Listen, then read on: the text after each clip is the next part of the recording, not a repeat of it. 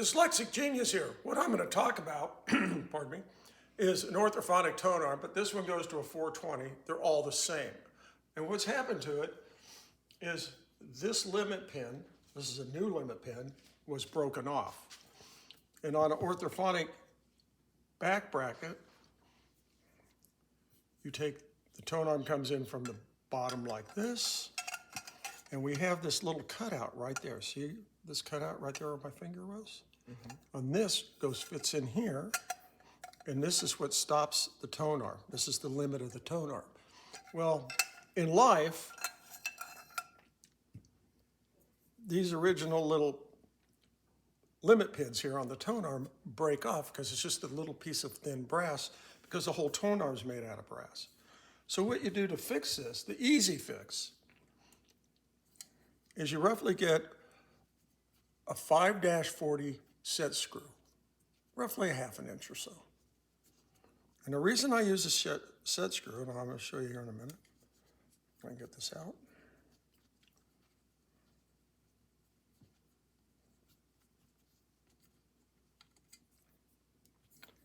Is we have the bearing brace in here. There's two pieces to this. This is called the bearing brace.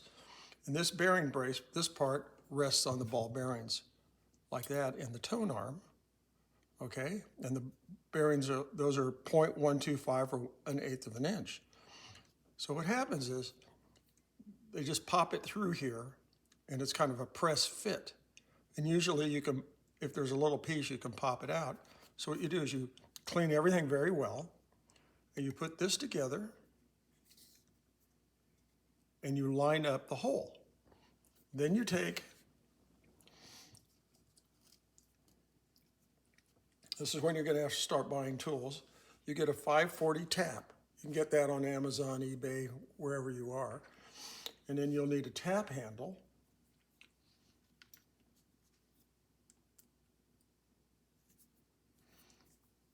And because the hole's just a pinch smaller than the tap, you can kind of push in, but you want to make sure that when you tap it in, that you're going straight in. It's not bending to the side like this. You've got to watch that, and then it'll just tap itself in. Then once you get that done... So you turn that handle and it taps in. It taps in, it'll make a new thread in here. I'm using a thread. You put this in. That set screw? The set screw.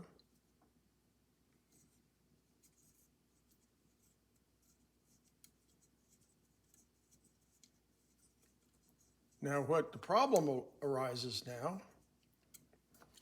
is when you put it together,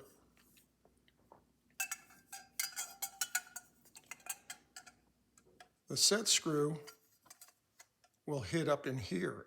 So you can adjust it. This is what the cool thing is about using the set screw. You just come in here and screw this baby in a little more.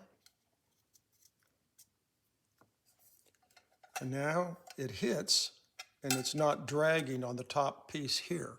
So when it all goes together, okay, you got all that done? Okay, wait. Now that piece that sticks out inside. Goes into this slot right here. Inside. In here, this thing that sticks down. Yeah. Is that going to hurt anything? That won't hurt anything. Okay.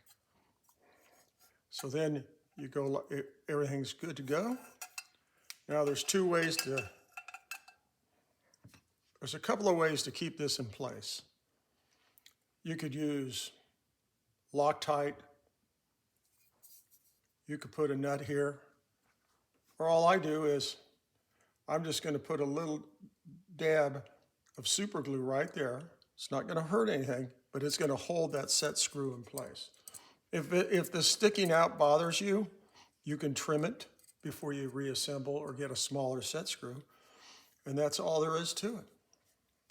Well, and the other thing is, I've cleaned all the old enamel off because the new back brackets from the phonographshop.com. No, it's from Justin. And yeah, Justin Antiques on eBay. The nice thing about this is Rust-Oleum black lacquer paint is a dead match to this color. So you don't want a junky looking base and a nice looking back bracket.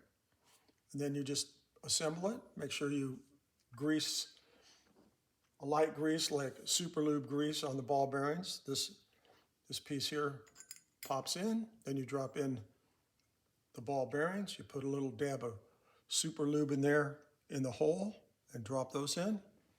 Then you assemble the tone arm like this. And that all fits in there like that. And then you bring down the limit pin to this hole right here. You want to put a drop of oil right there, a little bit of sewing machine oil. And then you push down and you get it to where, okay, that feels good, it's not wobbling, and you're good to go. And that's all there is to it. And that's my tip for the day.